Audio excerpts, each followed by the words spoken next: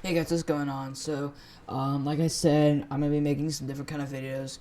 So for this video, I'm gonna be making it's about times that people have gotten kicked out of establishments or stuff like that. I think there's a couple Karens in here, and with that, let's find out.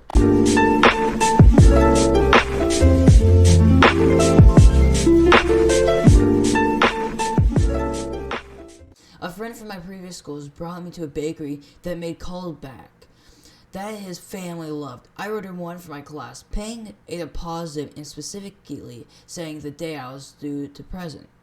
I ran in before school to get my order, and the woman behind the counter, the manager, I told whoever took my order, never sent it. There was no callback in the store. Despite me presenting my invoice and pointing out the date, agreed to have it, she refused to refund my deposit on the basis. We can make you one tomorrow. I have to call the credit card company and dispute the charge that way. A few days later, my friend called me and asked why we were both banned from the bakery. This was a fourth quarter project and near the end of the school year, so the extra credit left me to do her regular bonus questions on the test. She also did not teach any of the upper level history or non-history classes, so I never had another class with her. This grade boost was solely for the quarter projects, which was only represented as 20% for our grade. Anything over 100% would still be counted towards our quarterly grade. The story takes place in Boston area. This bakery was sold around a couple years ago and cannot keep new owners.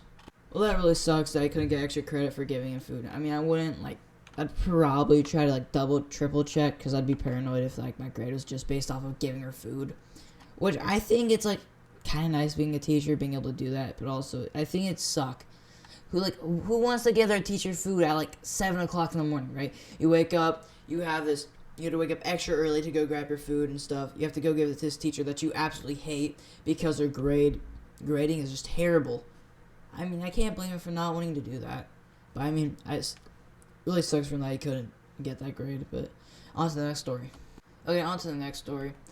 I was also banned from an arcade, but for an even crappier reason, for picking up quarters. I was a very young kid, and I saw that people would just drop quarters and just never bother to pick them up, or didn't know that they dropped them. So I would pick up the ones from around the machines, nothing dangerous, nothing suspicious, just using to play. I'm not talking about the quarters people just dropped, but the ones that were sitting on the floor. But I went for the ones that were covered in dust and sand. The tenant argued with me, saying that they weren't mine and that they belonged to the shop and said I was stealing. I can kind of see the point because it's private property, but I was 7 years old. I planned spending my own money in the arcade. I was just spending all my quarters I found right back in the rigged claw machines. It was just a really crappy thing to do to complain and ban me. All he had to do was just say not to pick up the quarters, and I would have just stopped. Okay, time for the next story. This one is an arcade type one. It was just another one. When I was 12, my favorite thing to do was play laser tag. One laser tag place in our town, I'd go every Friday night for about 3 hours or so. There were so many other regular players, so nobody was getting getting better at I was.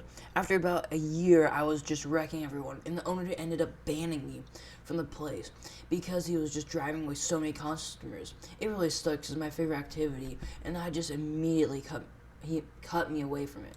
I eventually ended up working at one of the laser tag stores and attending tournaments. Ended up at the national team that took second place that year.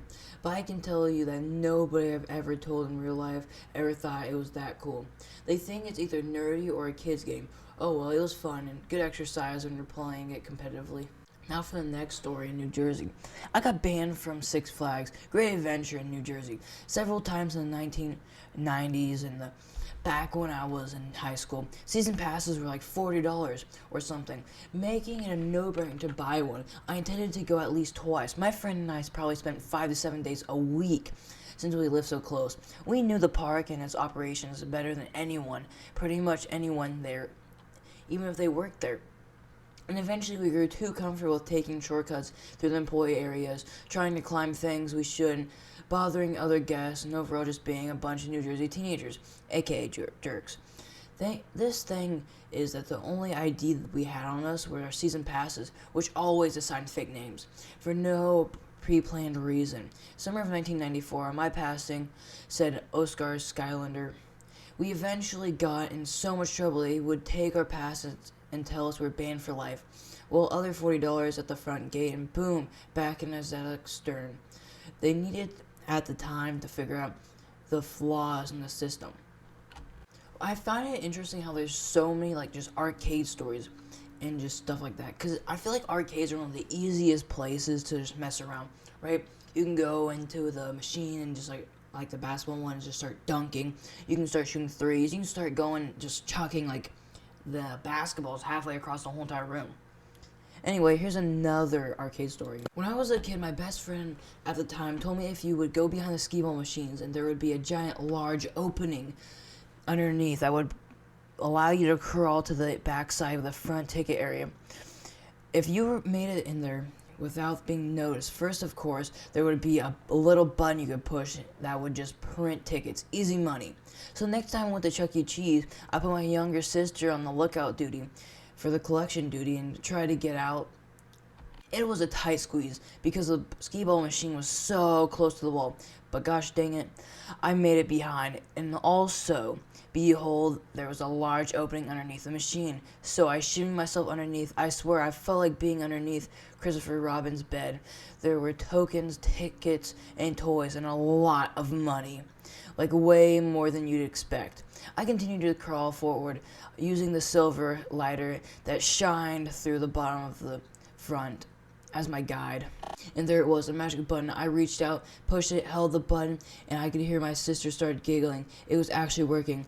I held the button for what felt like an eternity, continuously, nervously, knowing that we could just get caught at any moment. I finally decided that it was enough for this run, scooped up as much money as I could, and shimmied back out. My sister and I split the money and the tickets and ran this scheme for a couple more times before sadly getting caught. I haven't been back to that Chuck E. Cheese since. You know, there's just so many great memories at, like, just arcades. You know, Chuck E. Cheese is just, like, the crappiest, oldest arcades. There's just something fun about it. Like, who doesn't like hanging out with their friends and or family or just whoever you like hanging out with and just playing arcade games? I feel like it's one of the best things you can do, especially with the vibes right. If they have good music playing, it's late at night, you don't know what to do, you're just having fun.